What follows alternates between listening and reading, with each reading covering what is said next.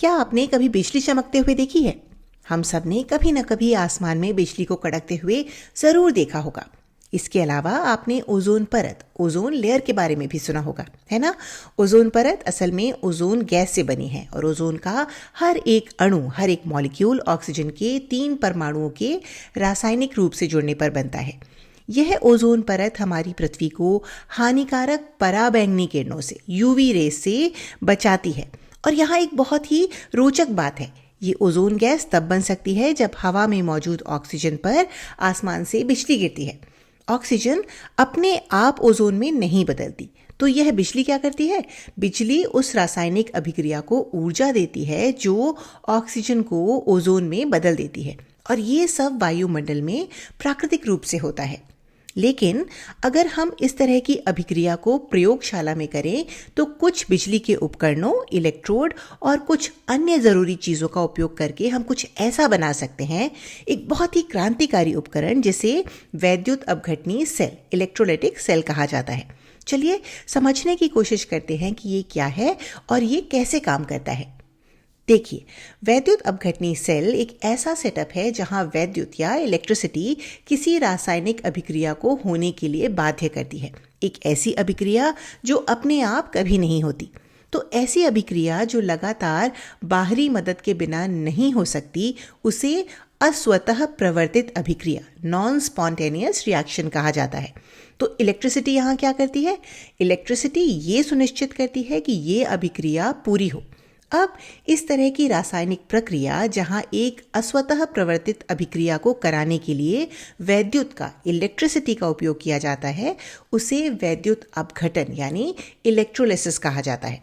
ठीक है, वैद्युत अपघटन का मतलब है किसी द्रव पदार्थ से वैद्युत धारा प्रवाहित करके उसे रासायनिक रूप से तोड़ना। आपने शायद सुना होगा कि पानी हाइड्रोजन और ऑक्सीजन से बना है ना? लेकिन क्या आपने कभी इन दोनों गैसों को पानी से अलग होते हुए देखा है?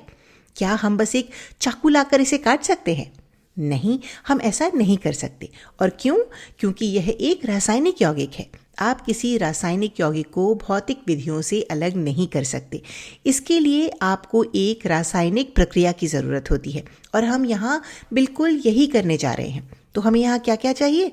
हमें एक छोटी बैटरी और तांबे की 2 प्लेटें चाहिए जो पानी के अंदर जाएंगी, और हम इस पानी में थोड़ा सा बेकिंग सोडा मिला रहे हैं। आप पूछेंगे कि ऐसा क्यों? तो वो इसलिए क्योंकि शुद्ध रूप में पानी वैद्युत का सुचालक नहीं होता है, लेकिन इस प्रक्रिया को पूरा करने के लिए हमें एक ऐसे विलयन की ज़रूरत है जो वैद्युत का चालन कर सके। अब ऐसा विलयन जो वैद्युत का चालन करता है उसे वैद्युत अपघट्य, इलेक्ट्रोलाइट कहा जाता है। जैसे हम वैद्युत का चालन करने वाली किसी धातु को सुचालक कहते हैं, उसी तरह वैद्युत का चालन करने वाले किसी द्रव या जलीय विलयन को वैद्युत अपघट्य कहा जाता है। और एक चुटकी बेकिंग सोडा मिलाने पर पानी एक बहुत अच्छा वैद्युत अपघट्य बन जाता है। ये आसानी से अपने भीतर से वैद्युत को, इलेक्ट्रिसिटी को प्रवाहित होने देता है। तो बैटरी वैद्युत ऊर्जा देती है, और यह ऊर्जा तांबे की इन प्लेटों की मदद से पानी से होकर गुजरती है। इन प्लेटों को इलेक्ट्रोड कहा जाता है। अब चलिए देखते हैं कि जब हम स्विच ऑन करते हैं तो क्या होता है। हम देख सकते हैं कि तांबे की दोनों छड़ों पर छोटे छोटे बुलबुले बनने लगते हैं। तो यहाँ क्या हो रहा है? ये बुलबुले क्यों बन रहे हैं? अब आप सोच सकते हैं कि शायद तांबा गर्म हो रहा है और पानी उबल रहा है। तो ऐसा नहीं है। हम यहाँ पानी को उबाल नहीं रहे हैं, पानी उबल नहीं रहा है। यहाँ जो हो रहा है वह सच में बहुत ही अद्भुत है। वैद्युत वास्तव में पानी में से हाइड्रोजन और ऑक्सीजन को अलग कर रही है। वैद्युत ऊर्जा का उपयोग पानी में मौजूद हाइड्रोजन और ऑक्सीजन को अलग करने के लिए किया जा रहा है। ऋणात्मक टर्मिनल यानी नेगेटिव टर्मिनल पर हाइड्रोजन गैस निकलती है और धनात्मक टर्मिनल पर, पॉजिटिव टर्मिनल पर ऑक्सीजन गैस निकलती है। इस पूरी प्रक्रिया को पानी का वैद्युत अपघटन कहा जाता है। और यह जो साधारण सा सेटअप है जो ये सब कर रहा है, एक बैटरी, तार, धातु की प्लेटें जिन्हें इलेक्ट्रोड कहा जाता है, और यह बिजली का चालन करने वाला विलयन जिसे वैद्युत अपघट्य कहा जाता है, ये वास्तव में वैद्युत अपघटनी सेल का एक सीधा सा उदाहरण है। ये एक ऐसा उपकरण है जो ऐसे रासायनिक परिवर्तन लाने के लिए वैद्युत का उपयोग करता है जो अपने आप नहीं हो सकते। अब चूंकि हम समझ चुके हैं कि ये कैसे काम करता है, तो चलिए देखते हैं कि असल जीवन में इसका उपयोग कहाँ होता है। वैद्युत अपघटनी सेल का उपयोग कई महत्वपूर्ण तरीकों से किया जा सकता है। इसका सबसे आम उपयोग वैद्युत लेपन यानी इलेक्ट्रोप्लेटिंग में होता है, जिसे हम आगे के वीडियोस में देखेंगे।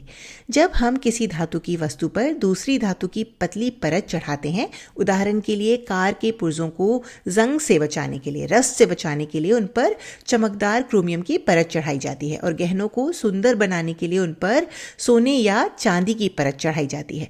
तो इस प्रकार एक धातु की वस्तु पर दूसरी धातु की परत चढ़ाने की प्रक्रिया को हम वैद्युत लेपन या इलेक्ट्रोप्लेटिंग कहते हैं।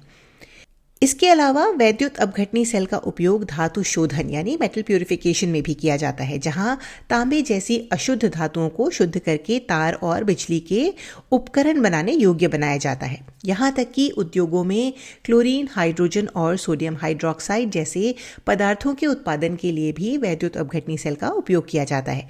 तो संक्षेप में कहें तो पानी का वैद्युत अपघटन केवल एक मजेदार प्रयोग नहीं है। वैद्युत अपघटनी सेल कोई साधारण उपकरण नहीं है, यह विज्ञान का एक बहुत ही क्रांतिकारी आविष्कार है।